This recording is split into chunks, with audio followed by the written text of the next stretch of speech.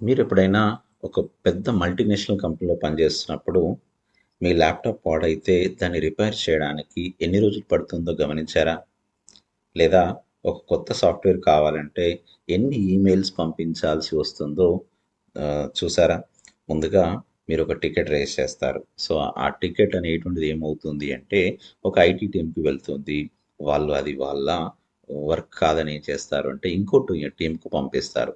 అక్కడి నుండి అది ఇంకో టీమ్‌కి వెళ్తుంది. ఇలా మనకు డిఫరెంట్, డిఫరెంట్ టైప్ ఆఫ్ టీమ్స్‌లోకి వెళ్ళిపోయి, అసలు మన ల్యాప్‌టాప్ ఎక్కడుంది? ఎవరు రిపేర్ చేస్తున్నారు? ఎప్పుడు మనకు వస్తుంది? అండ్ దానిపైన ఒక క్లారిటీ అనేటువంటిది ఉండదు. ఈ మొత్తం ప్రాసెస్ ఏదైతే ఉందో, ఈ మొత్తం గందరగోళాన్ని మొత్తాన్ని గూడా మనం సింపుల్‌గా ఒక ఈజీ వే ద్వారా మనం సాల్వ్ చేయొచ్చు. దాని పేరే ఒక ప్లాట్‌ఫార్మ్ అయితే మనకుంది. ఆ ప్లాట్‌ఫార్మ్ పేరేమంటారో తెలుసా? దాన్ని సర్వీస్ నౌ అంటారు. ఈ పేరు మనకు చాలా సర్వీస్ నౌ అంటే ఏంటి? మనం డిఫరెంట్, డిఫరెంట్ టైప్ ఆఫ్ ఏదైతే సర్వీసెస్‌ని ఎక్స్‌పెక్ట్ చేస్తూ ఉంటామో, అదంతా కూడా ఇక్కడ ఇది చేస్తుంది. ఇది ఎలా పనిచేస్తుంది? ఏంటి? అసలు దాని యొక్క కాన్సెప్ట్ ఏంటి? అనేటువంటి మొత్తాన్ని కూడా ఈరోజు మనం డిస్కస్ చేయబోతున్నాం. ఓకే.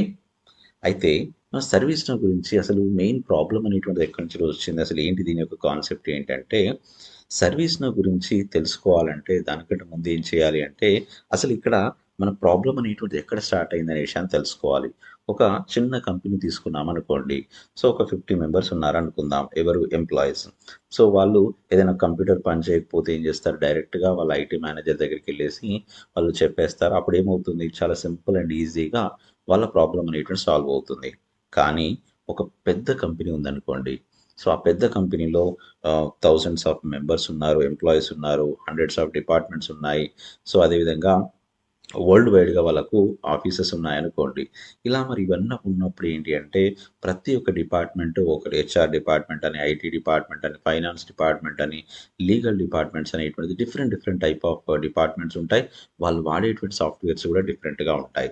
అసలు ఇంకొక దానితోని ఇంకొక దానికి సంబంధం అయితే ఉండదు. ఇప్పుడు ఫైనాన్స్ డిపార్ట్‌మెంట్ ఉంది. ఇంకో దానితో సంబంధం ఉంటుందా? ఉండదు. అట్లా. అయితే మరిప్పుడు ఈ ఏదైతే ఉన్న దానిలో మనకొక ఎంప్లాయీ కొత్తగా వచ్చారనుకుందాం. ఎంప్లాయీ కొత్తగా వచ్చినప్పుడు అతను ఆన్ బోర్డ్ అనేటువంటి ప్రాసెస్ చేయాలి అని అంటే, సో ఎన్ని డిపార్ట్మెంట్స్ కలిసి పనిచేయాలి తెలుసా? హెచ్ఆర్ డిపార్ట్మెంట్ ఎవరైతే ఉన్నారో వాళ్ళు ఆఫర్ లెటర్ ఇచ్చేసి వాళ్ళ యొక్క ఎంప్లాయీ యొక్క డీటెయిల్స్ అన్నీ కూడా సిస్టమ్‌లో ఎంటర్ చేసుకోవాలా. అండ్ అదేవిధంగా ఐటీ టీమ్ ఎవరైతే ఉన్నారో కొత్తగా వచ్చినటువంటి ఎవరైతే పర్సన్ ఉన్నారో అతనికి ల్యాప్‌టాప్ ఇచ్చేసి అతని ఈమెయిల్ అకౌంట్ గానీ, నెట్‌వర్క్ యాక్సెస్ అనేటువంటిది అవన్నీ చేయాలి. అదేవిధంగా సో ఒకవేళ ఇంపార్టెంట్ అవుతే సాఫ్ట్‌వేర్స్ అనేటువంటివి కూడా ఇన్‌స్టాలేషన్ చేయాలి. అదే ఫైనాన్స్ టీమ్ ఉందనుకోండి. ఫైనాన్స్ టీమ్ ఏం చేస్తుంది?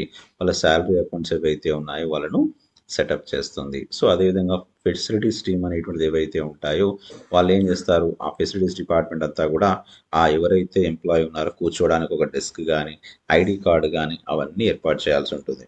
సో, ఇవన్నీ ఉంటాయి. అంటే ఏంటి? ఇప్పుడు ఒక్కసారి ఇమాజిన్ చేయండి. ఇప్పుడు ఎన్ని departments? HR department, IT department, finance team, facilities department. ఇలా మనకు 4 డిపార్ట్మెంట్స్ ఏవైతే ఉన్నాయో వాళ్ళందరూ కూడా కలిసి పనిచేయాల్సిందే. మరి ఒకరితో మాట్లాడుకుంటూ ఉంటారా ఈ యొక్క డిపార్ట్మెంట్స్ అంటే లేదనే చెప్పొచ్చు. సో, వాళ్ళు దేని ద్వారా కమ్యూనికేట్ అవుతారు? సో, వాళ్ళు ఈమెయిల్స్ కావచ్చు, ఫోన్ కాల్స్ కావచ్చు, అదేవిధంగా ఎక్సెల్ షీట్స్ ద్వారా ఏం చేస్తారు అంటే హెచ్ఆర్ టీమ్ నుండి ఒక ఎంప్లాయీ స్టార్ట్ కాగానే అతనికి ల్యాప్‌టాప్ కావాలని ఒక ఈమెయిల్ పంపిస్తారు. ఆ టీమ్ ఏదైతే ఉందో ఆ ఈమెయిల్ ఎవరు చూస్తారో వాళ్ళు దాని పని మొదలుపెట్టేసి ఏంటంటే హెచ్ఆర్ టీమ్‌కి తెలియకుండానే ఈ మొత్తం ప్రాసెస్‌లో ఎక్కడైనా స్లోనెస్ జరిగిందనుకోండి. ఆటోమేటిక్‌గా ఏమవుతుంది? సో, అతనికి ల్యాప్‌టాప్ లేకుండానే జరుగుతుంది. అంటే మీన్ ఇక్కడ ఏంటంటే కమ్యూనికేషన్ అనేటువంటిది ప్రాపర్‌గా ఒక డిపార్ట్మెంట్ ఇంకో డిపార్ట్మెంట్‌కి లేదు అంటే ఆటోమేటిక్‌గా వాళ్ళకి కావాల్సిన వర్క్ అనేటువంటిది ఆగిపోతుంది. ఇది ఒక చిన్న ఎగ్జాంపుల్ మాత్రమే. అవునా కాదా? కాబట్టి దీని మొత్తాన్ని గూడా ఆటోమేషన్ చేయాలి. అవన్నీ గూడా మనకేంటి ఇప్పుడు ఏదైతే ఒక డిపార్ట్మెంట్ ఇంకో డిపార్ట్మెంట్ కమ్యూనికేషన్ అనేటువంటిది ప్రాపర్‌గా లేదో, ఒక అన్‌స్ట్రక్చర్డ్ వర్క్ అనేటువంటిదొచ్చిందో, అప్పుడు ఈ సర్వీస్ నౌ అనేటువంటిది దాన్ని తగ్గించేసింది. అంటే ఏంటి సర్వీస్ నౌ వచ్చేసి స్ట్రీమ్‌లైన్ చేయడం అనేటువంటిది జరిగింది. దేన్ని స్ట్రీమ్‌లైన్ చేసింది? ఒక డిపార్ట్మెంట్ ఇంకొక డిపార్ట్మెంట్ మధ్య ఉండేటువంటి ఏదైతే ఆహ్, మనకు క్యాపబిలిటీస్ ఉన్నాయో వాటికి మధ్య ఉండేటువంటి వాళ్ళకు ఏదైతే రిలేషన్‌షిప్ అనేటువంటి దాన్ని ఇక్కడ బిల్డ్ చేయడం అనేటువంటిది జరిగింది. అయితే ఇప్పుడు మనం అసలు సర్వీస్ నౌ అంటే ఏంటో తెలుసుకుందాం. అయితే ఇది ఒక సాఫ్ట్‌వేర్ కంపెనీ. ఎక్కడిది ఇది అంటే అమెరికాలో ఉండేటువంటి ఒక సాఫ్ట్‌వేర్ కంపెనీ. అది ఏం చేస్తుంది అంటే క్లౌడ్ ప్లాట్‌ఫార్మ్‌ని ప్రొవైడ్ చేసింది. క్లౌడ్ అంటే ఏంటి? క్లౌడ్ బేస్డ్ ప్లాట్‌ఫార్మ్ అనేటువంటిది ఇచ్చేసింది. అంటే అర్థం ఏంటంటే మన దగ్గర ఇన్‌స్టాలేషన్ చేయకుండా ఎక్కడ ఇన్‌స్టాలేషన్ చేయబడుతుంది ఇది అంటే క్లౌడ్‌లోనే, అంటే మనకి ఏదో ఒక సర్వర్‌లో అది ఇన్‌స్టాలేషన్ చేయబడుతుంది. సేమ్ మన గూగుల్ లాగా. అయితే ఈ మొత్తాన్ని కూడా ఏంటి మనకు కావాల్సినటువంటి వర్క్స్ ఏవైతే ఉన్నాయో, ప్రాసెస్ ఏదైతే ఉందో, వర్క్ ఫ్లోస్ కానీ, డిజిటల్గా మనకు ఉండేటువంటివి కానీ, ఆటోమేట్ చేయడానికి కావాల్సినటువంటి ఏవైతే ఉన్నాయో అవన్నీ కూడా ఇది చేస్తుంది. సో మనకు ఈమెయిల్స్ కానీ, ఫోన్ కాల్స్ కానీ, ఎక్సెల్ షీట్స్తో మాన్యువల్గా జరిగే పనులన్నింటినీ కూడా ఒకే ఒక సిస్టంలో నుంచి తీసుకొచ్చేసి మొత్తంగా ఒక సిస్టమాటిక్ వేలో మన యొక్క ఏదైతే ఫ్లో ఉందో దాన్ని నడిపిస్తుంది. దానికే ఈ యొక్క సర్వీస్ నౌ అనేటువంటిది యూజ్ అవుతుంది ఎక్కువగా. అయితే ఒక చిన్న ఎగ్జాంపుల్ గనుక తీసుకుంటే, సపోజ్ మీరు స్మార్ట్ ఫోన్ గానీ, ఏదో స్మార్ట్ ఫోన్‌లో ఆండ్రాయిడ్ అనేటువంటిది లేదా ఐఓఎస్ అనేటువంటి ఆపరేటింగ్ సిస్టమ్ ఉంది గదా! అయితే అది మీ ఫోన్‌లోని అన్ని యాప్స్‌ను సరిగ్గా పనిచేయడానికి హెల్ప్ చేస్తుంది. అవునా? కాదా? సపోజ్ ఇప్పుడు ఐఓఎస్ ఉందనుకోండి. ఐఓఎస్ అనేటువంటిది ఏం చేస్తుంది? నా దగ్గర ఉన్నటువంటి యాప్స్ అన్నీ ప్రాపర్‌గా పనిచేయడానికి అది చూస్తుంది. ఎందుకంటే సాఫ్ట్‌వేర్ అది. ఈ సర్వీస్ నౌ గూడా ఏంటంటే ఒక కంపెనీ ఏదైతే ఉందో ఆపరేటింగ్ సిస్టమ్ లాగా ఉంటుంది. అంటే మొత్తంగా అన్నిటిని కూడా పని చేయించేటట్టుగా చేస్తుంది. ఇది కంపెనీలోని అన్ని డిపార్ట్మెంట్స్ లైక్ ఐటీ డిపార్ట్మెంట్ కావచ్చు, హెచ్ఆర్ డిపార్ట్మెంట్ కావచ్చు, ఫైనాన్స్ డిపార్ట్మెంట్ కావచ్చు, అన్నిటి యొక్క సర్వీసెస్ అన్నీ కూడా ఒక దగ్గరికి తీసుకొచ్చేసి ఏంటంటే దాన్ని ఒక సిస్టమాటిక్ వేలో రన్ చేయడానికి ఛాన్సెస్ అయితే ఈ యొక్క సర్వీస్ నౌ చూస్తుంది. అందుకనే ఇది అంత ఇంపార్టెంట్‌గా అయిపోయింది. సర్వీస్ నౌ అనేటువంటిది ఏదైతే ఉందో సాస్ రూపంలో వచ్చిందండి. సాస్ అంటే ఏంటి?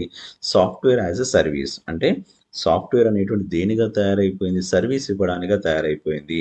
అదేవిధంగా పాస్ అనేటువంటిది ఉంటుంది. అంటే మనకు ప్లాట్‌ఫార్మ్ యాస్ ఎ సర్వీస్. అదొక ప్రొడక్ట్ బేస్డ్ రైట్? అంటే ఇక్కడ సాస్ అంటే ఏంటి? ఏదైనా సాఫ్ట్‌వేర్‌ని మీ కంప్యూటర్‌లో ఇన్‌స్టాలేషన్ చేసుకున్నారనుకోండి. సో, అది నార్మల్‌గా ఇన్‌స్టాలేషన్ జరుగుతుంది. బట్ ఇక్కడ ఏంటి అంటే, ఏదైతే సాస్ అనేటువంటి కాన్సెప్ట్ అనేటువంటిది ఏంటంటే, మీరు మీ సిస్టమ్‌లో ఇన్‌స్టాలేషన్ చేయాల్సిన అవసరం లేదు.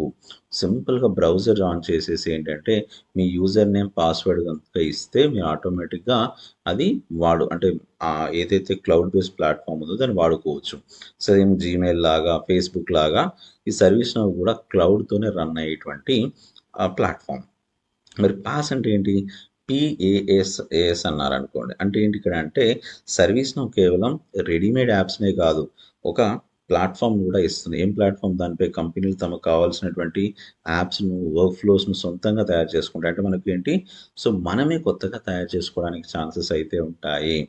2004లో ఫ్రెడ్ లుడి ద్వారా మనకు ఈ గ్లైడ్ సాఫ్ట్ అనేటువంటి పేరుతో స్టార్ట్ అయింది ఈ కంపెనీ. ఈ కంపెనీలో ఐటీ ఏవైతే మన వర్క్స్ ఉన్నాయో సింప్లిఫై చేయడానికి అది దీని యొక్క మెయిన్ కాన్సెప్ట్‌గా తీసుకుంది. అందుకే సర్వీస్ నౌ ఫస్ట్ వచ్చేసి ఏంటంటే ఐటీ సర్వీస్ మేనేజ్మెంట్ అనేటువంటి టూల్‌గా స్టార్ట్ అయింది. దాంతోనే ఫేమస్ అయిపోయింది. కానీ పోను పోను ఏమైపోయింది అంటే ఐటీకి డిఫరెంట్ టైప్ ఆఫ్ సర్వీసెస్ అనేటువంటిది అవసరం అవుతున్నాయనే ఉద్దేశంతోని దాన్ని ఏం చేశారంటే ఐటీఎస్ఎంతో పాటుగా ఐటీఓఎం అని, ఐటీబీఎం అని డిఫరెంట్ టైప్ ఆఫ్ ప్లాట్‌ఫార్మ్స్‌ని తీసుకొని రావడం అయితే జరిగింది.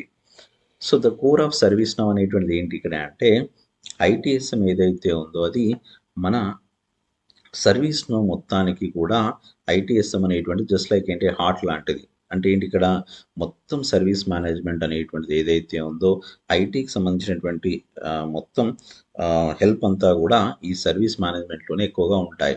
మనకు ఒకవేళ గనుక కొత్తగా ఎవరైనా సర్వీస్ నౌలోకి వస్తున్నారనుకోండి, ఫస్ట్ నేర్చుకోవాల్సింది ఇది మాత్రమే. ఐటీఎస్ఎం అనేటువంటి నేర్చుకోవాల్సిందే. దీనిలో ఇన్సిడెంట్ మేనేజ్మెంట్ అని ఉంటుంది, చేంజ్ మేనేజ్మెంట్ అని ఉంటుంది, అదేవిధంగా ప్రాబ్లమ్ మేనేజ్మెంట్ ఉంటుంది. ఇంకా చాలా రకమైనటువంటి మేనేజ్మెంట్స్ అనేటువంటి చాలా వరకు ఉంటాయి. సర్వీస్ క్యాటలాగ్స్ ఉంటాయి. ఇవన్నీ కూడా మనకు ఉండేటువంటి కాన్సెప్ట్సే. ఓకే. ఐ హోప్ మీ అందరికీ కూడా ఇప్పుడు నేను మీతో ఏదైతే షేర్ చేసుకున్నానో అసలు సర్వీస్ నౌ అంటే ఏంటో కొంచెం చిన్నగా ఐడియా వచ్చిందని నేను అనుకుంటున్నాను. ఓకే.